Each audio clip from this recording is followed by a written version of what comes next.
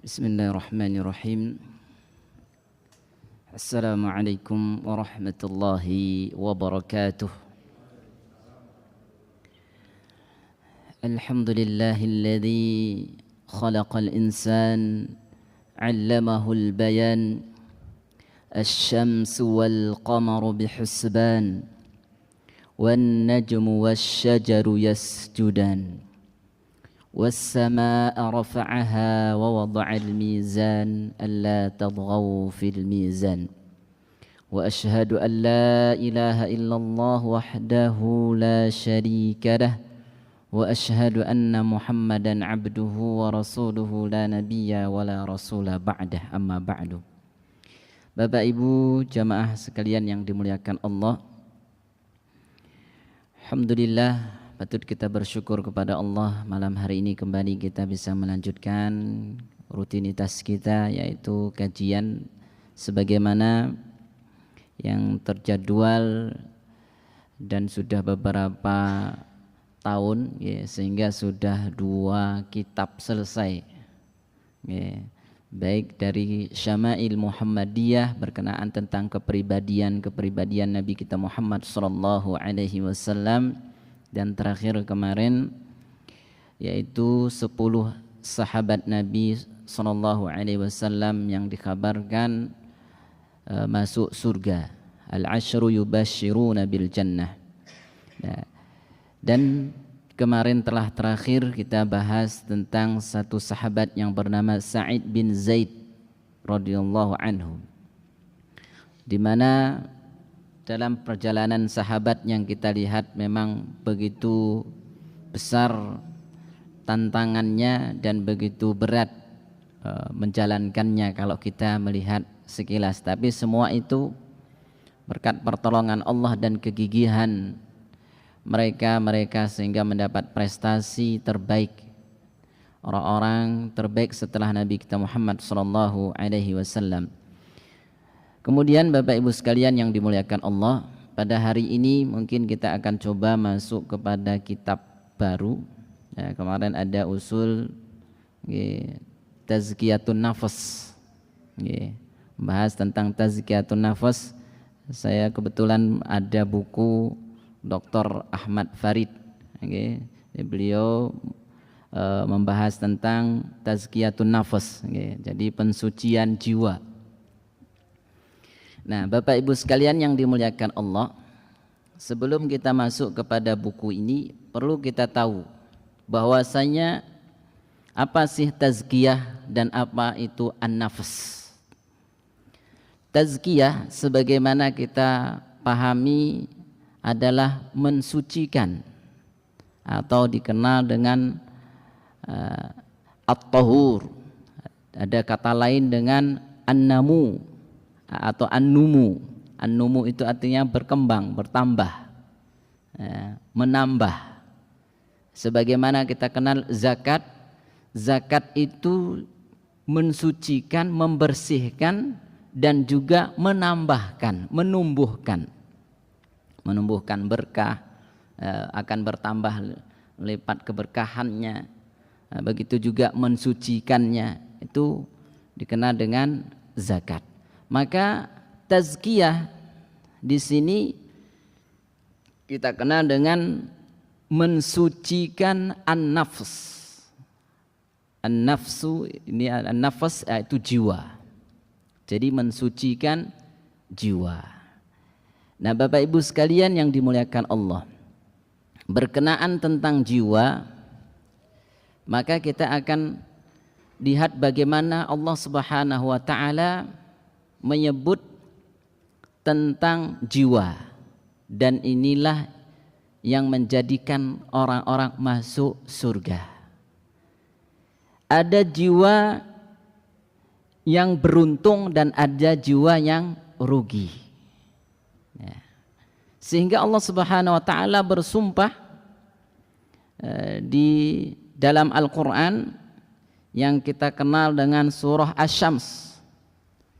Di surah Asy-Syams atau Asy-Syamsi, ini Allah mengatakan dalam firman-Nya kurang lebih sekitar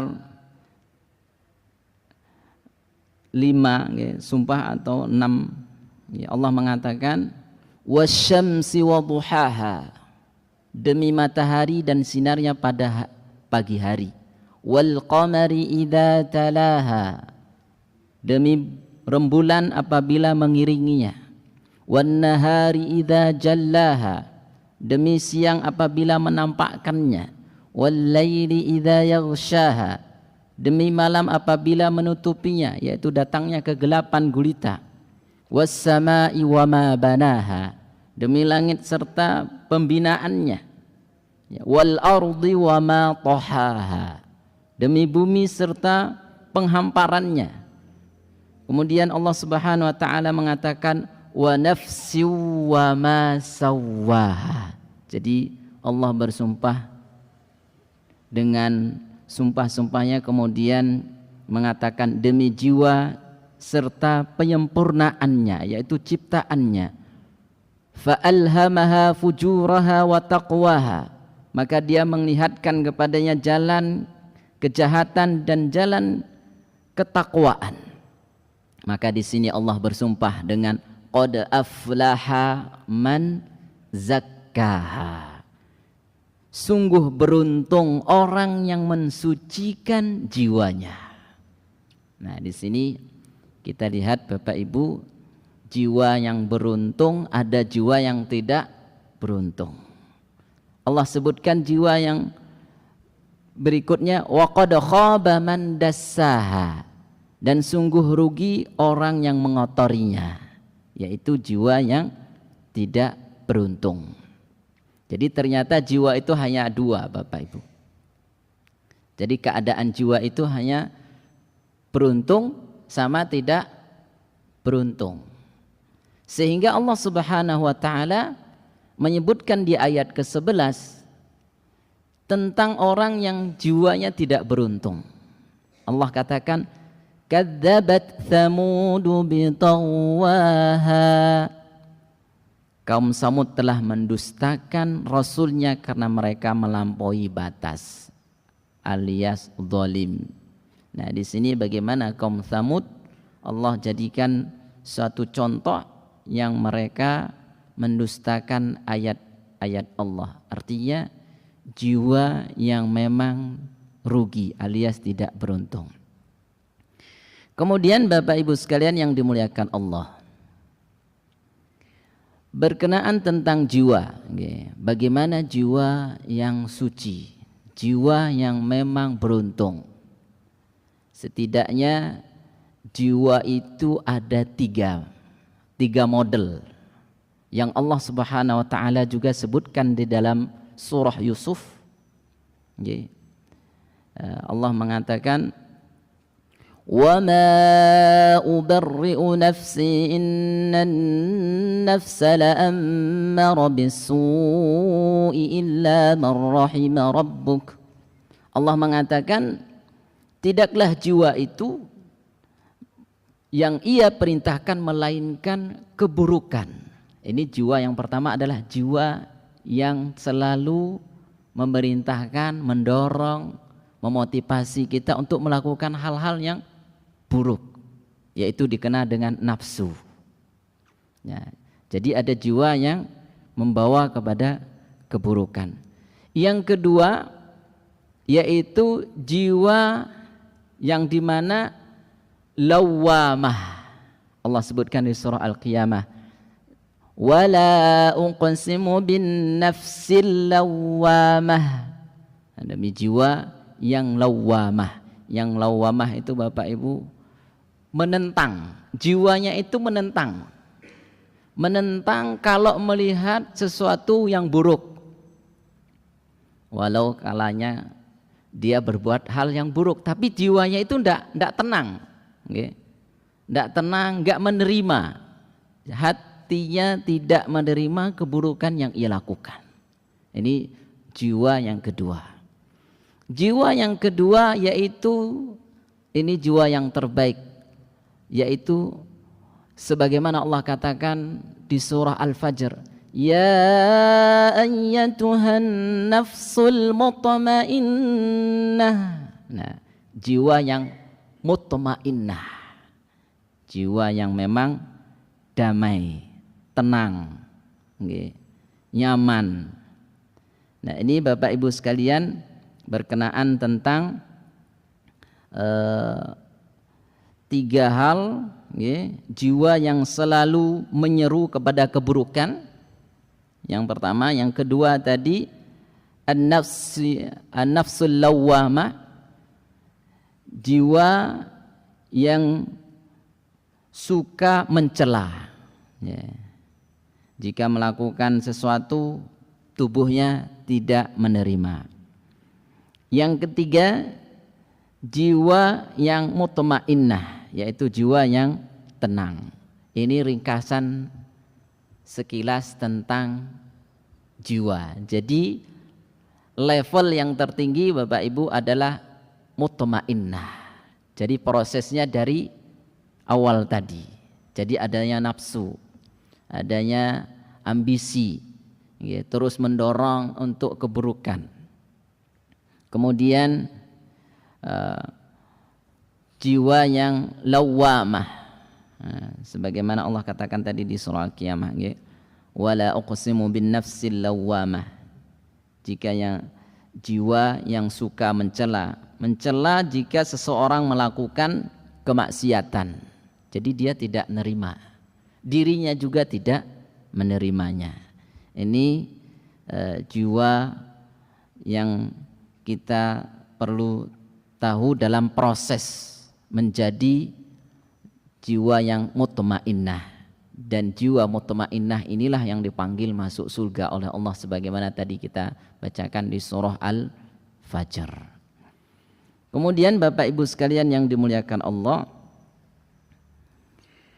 sebelumnya perlu kita tahu bahwasanya jiwa kita ini bisa menjadi tenang, ada kaidah yang perlu kita pahami. Yang pertama adalah yang menjadikan jiwa kita menjadi mutmainnah itu adalah Allah Subhanahu wa ta'ala, bukan diri kita, bukan siapa-siapa.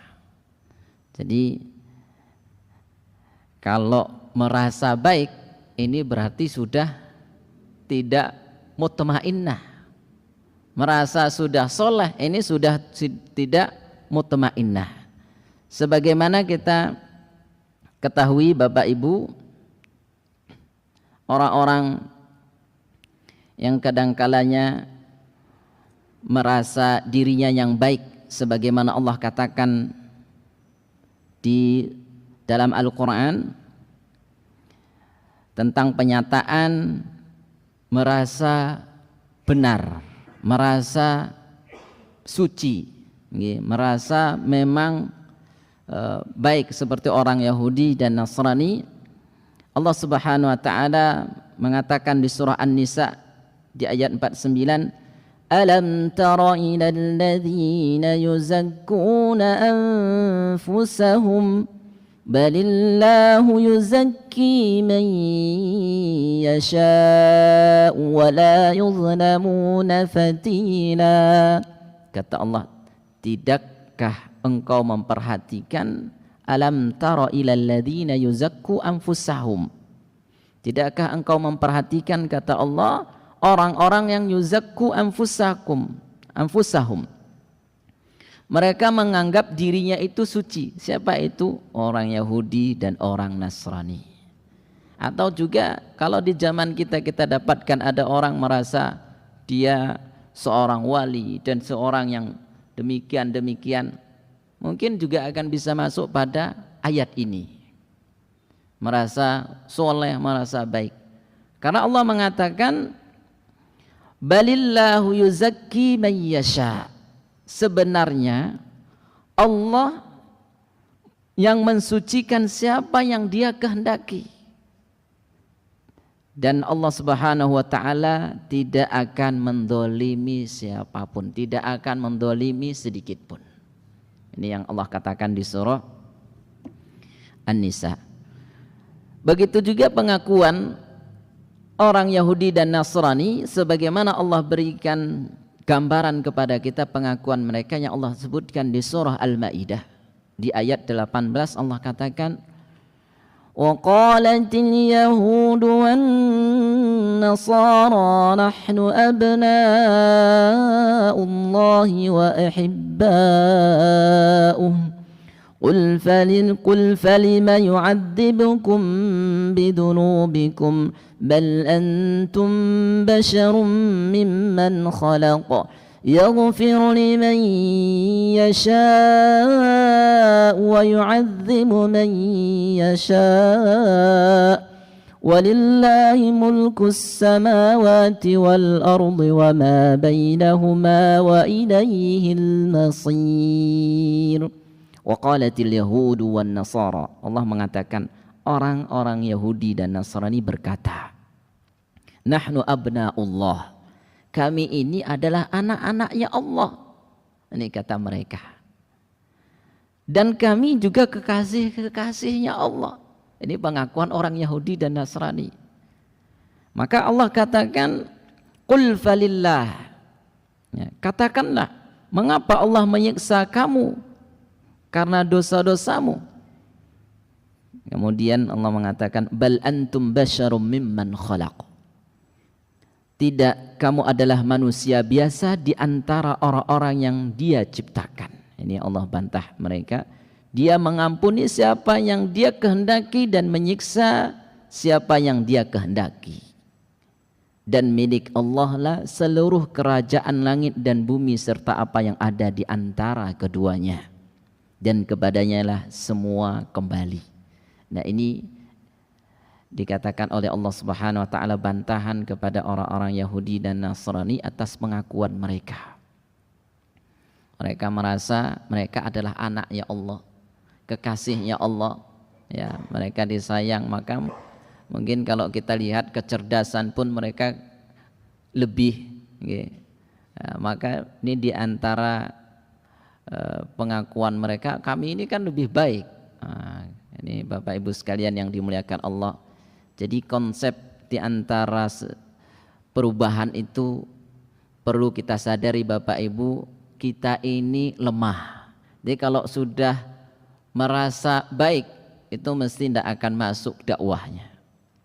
Merasa lebih, merasa memang sudah baik, ketika disampaikan, ketika diingatkan, tidak akan menerima.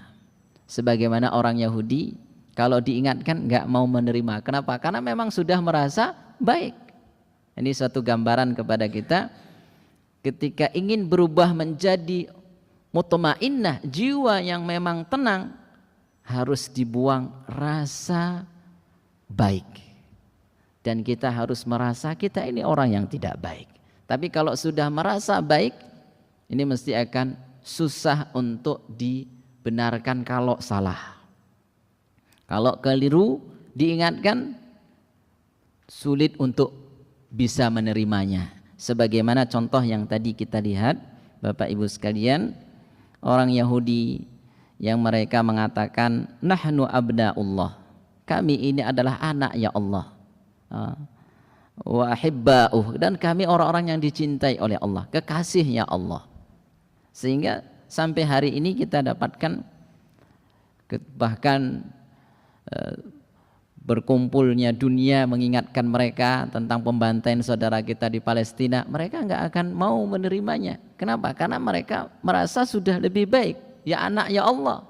Nah, ini kalau ibarat kita ya anak presiden ini sesukanya gitu. Ya, karena merasa orang yang diperhatikan. Makanya ketika diingatkan pun itu tidak akan mau menerimanya. Nah, ini sedikit Bapak Ibu sekalian perkenaan tentang jiwa yang tenang, ya, atau pembagian daripada jiwa. Ya, jadi kemudian Bapak Ibu sekalian yang dimuliakan Allah, dalam proses menjadi jiwa yang tenang ini tentu ada disebut dengan takhliyah, ada juga tahliyah. Apa itu takhliyah? Takhliyah pembersihan. Sedangkan tahliyah itu penghias atau menghiasi.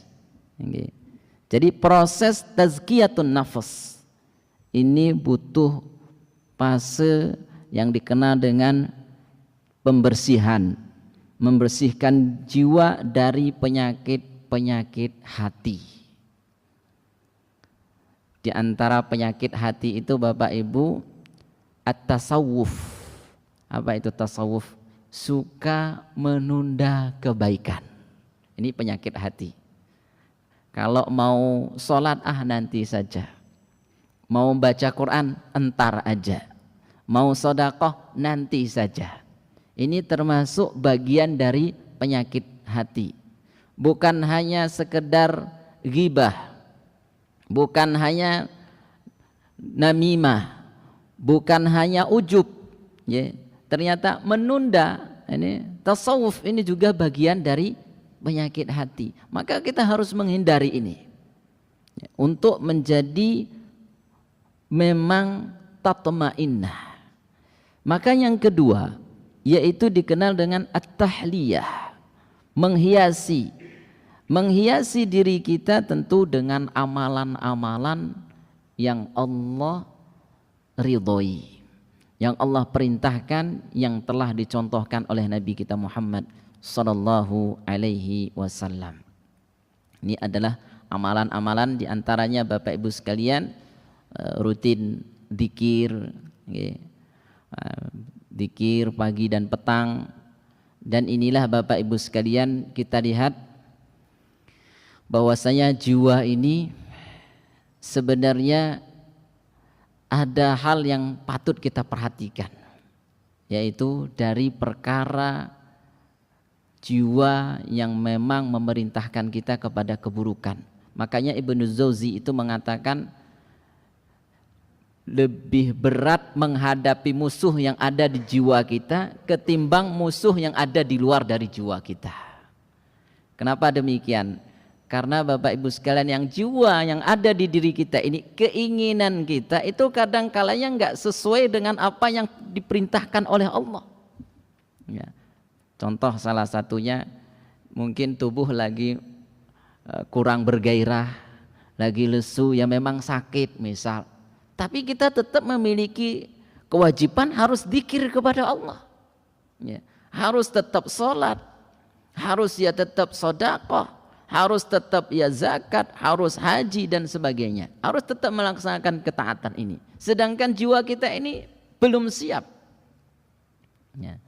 Dalam hal inilah Ibnu Jauzi mengatakan lebih berat mengatasi musuh yang ada di jiwa kita ketimbang musuh yang di luar dari jiwa kita. Karena ya memang sering bertentangan kadang-kalanya. Ya, seperti Bapak Ibu mungkin baca Quran, ya, misalnya ya, kalau baca 1 juz kelihatan mungkin pekerjaan masih banyak, urusan masih banyak. Nah, kita mungkin melihat kewajiban yang lain juga. Sisi lain kita dituntut untuk dzikir, baca Quran. Maka yang mesti kalah ya baca Qurannya, dzikirnya. Nah, di sini faedah Bapak Ibu sekalian yang dapat kita ambil. Ternyata memang kita butuh sama Allah Subhanahu wa taala. Makanya Nabi SAW ketika khutbahnya beliau, di khutbah wada yang khususnya yang kita lihat, beliau membaca dengan doa wa min syarri nafsi, ya, dari keburukan jiwaku, ya. Jadi keburukan jiwa, memang ternyata dari keburukan jiwa ini tidak terlihat sebagaimana keburukan yang ada di luar. Oleh karenanya Bapak Ibu, kita kadang-kalanya kerap perhatikan fisik kita, tapi kita tidak memperhatikan jiwa kita.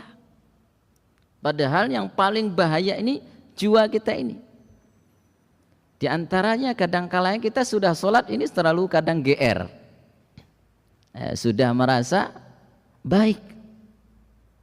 Begitu juga kadang-kalanya kita sudah baca Quran, bacaan kita mungkin ya sudah baik, lumayan. Tapi kita ketika melihat orang lain di sini akan datang ujub, datang pujian untuk diri sendiri, merasa kita sudah benar.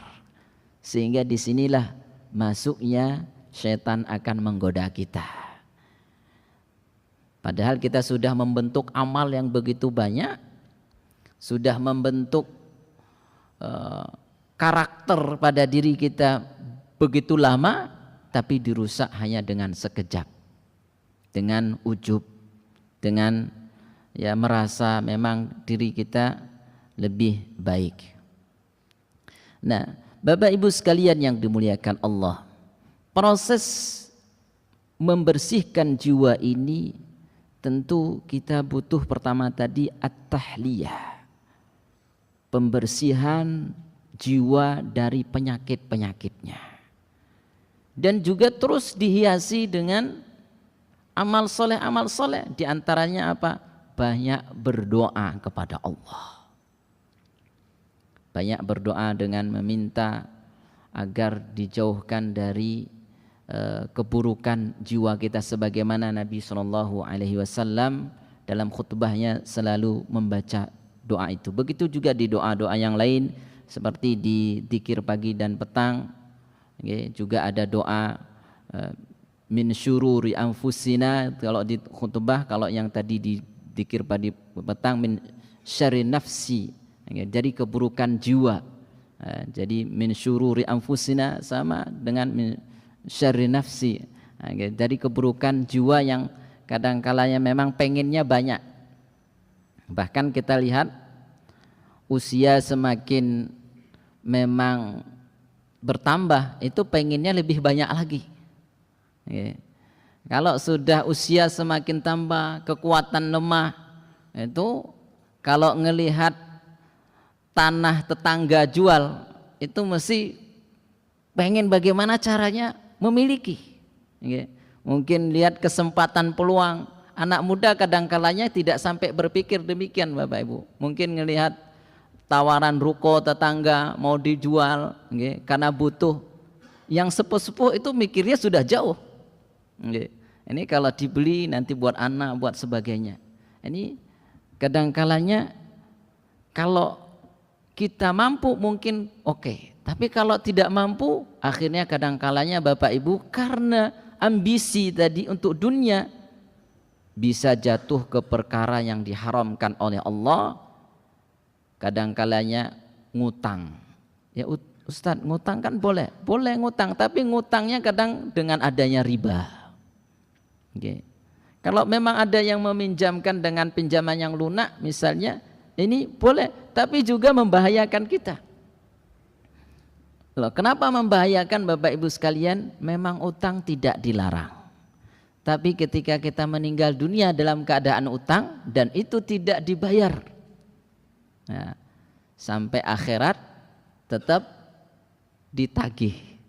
Ini ternyata Masya Allah Bapak Ibu sekalian, berutang ini memang tidak dilarang, tapi membuat tidak tenang. Nah, bagaimana akan jiwa tatmainnah? Wong di dunia aja kita tidak tenang kalau ketemu saudara kita, walau mungkin misal Bapak Ibu ngutangnya itu adalah dengan masa tempo atau utang yang lunak. Artinya orang yang mengutang ini tidak butuh sebenarnya gitu. Tapi secara hati nurani yang bersih itu pasti ketemu yang enggak enak, saya masih ada utang. Apalagi kalau sempat nunggak. Ya, pas pada tempo yang ditentukan nggak bisa bayar, ketemu ada minimal tidak banyak sedikit pasti ada rasa kurang nyaman. Ini bagaimana akan menjadi hati atau jiwa yang tatmainnah, jiwa yang tenang. Wong di dunia saja tidak tenang, bagaimana di akhirat? Maka kalau di akhirat yang sering kita dengar petuah para ustadz kita, guru kita, jasadnya artinya rohnya ini tidak bisa masuk surga, ngambang saja, sampai nanti dilunasin utangnya.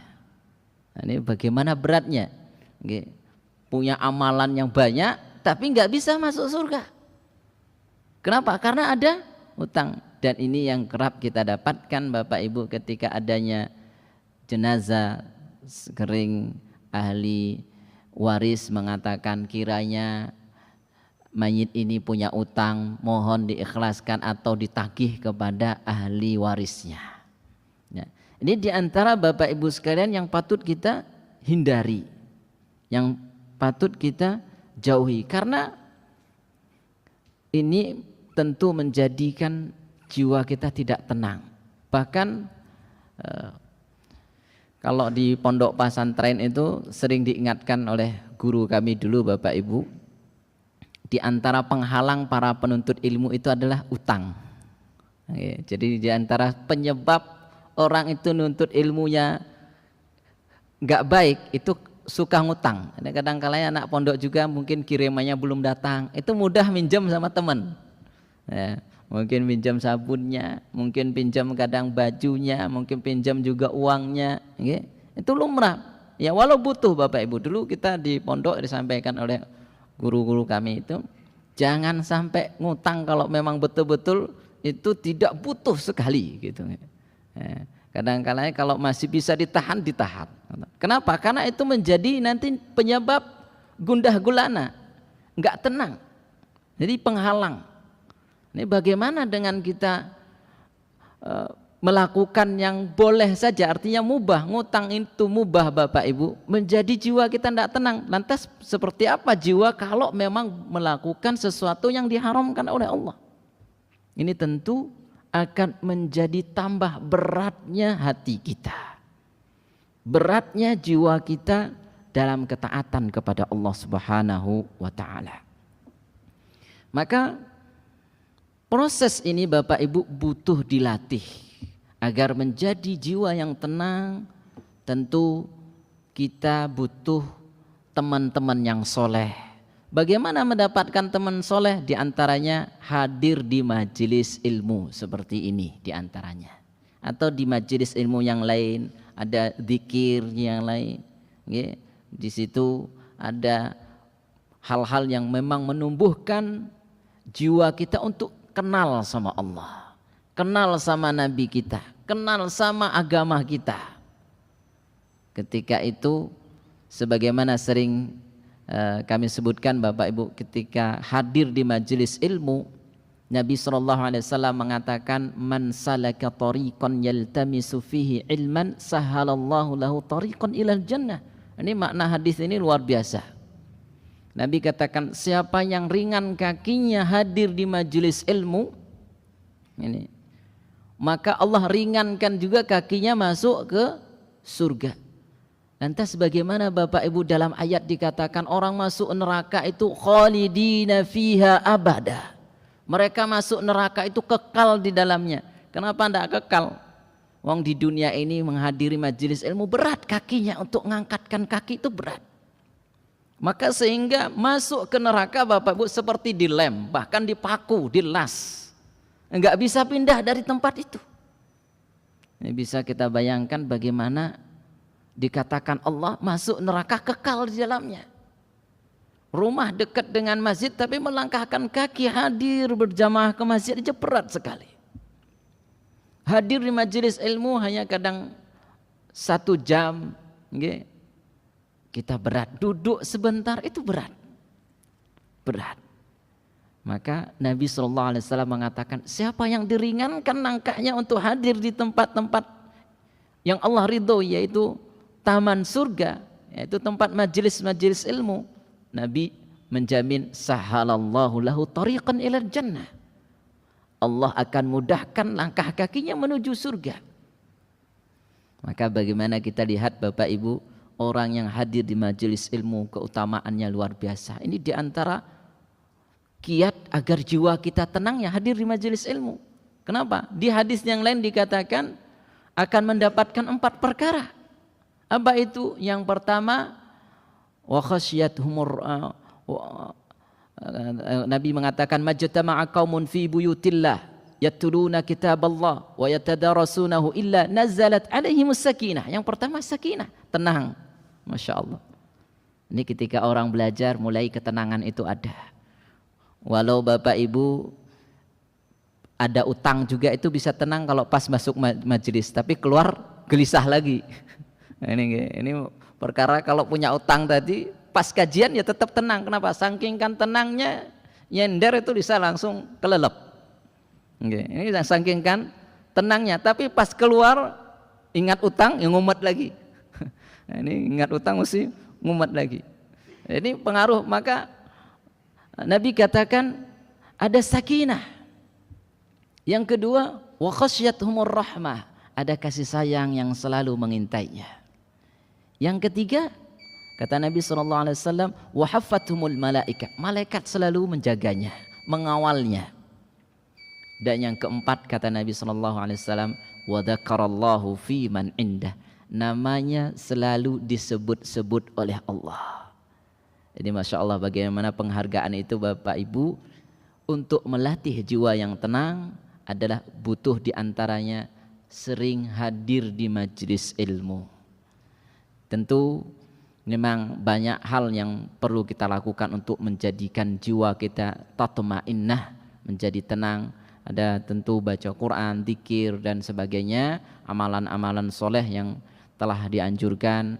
Ini tentu menjadi penenang jiwa kita. Semoga Allah Subhanahu wa taala jadikan jiwa kita betul-betul menjadi jiwa yang tenang, yang nanti akan Allah masukkan ke dalam surganya yang begitu tinggi, surga Firdausul A'la. Demikian Bapak Ibu sekalian, lebih dan kurangnya kami haturkan maaf. Kiranya ada kata yang keliru, kalimat yang kurang tepat, kami mohon ampun kepada Allah dan mohon maaf kepada para jemaah sekalian. Mari kita akhiri majlis ini dengan doa kafaratul majlis. Subhanakallahumma bihamdika asyhadu an la ilaha illa anta astaghfiruka wa atubu ilaik. Wabillahi taufiq, wassalamu alaikum warahmatullahi wabarakatuh.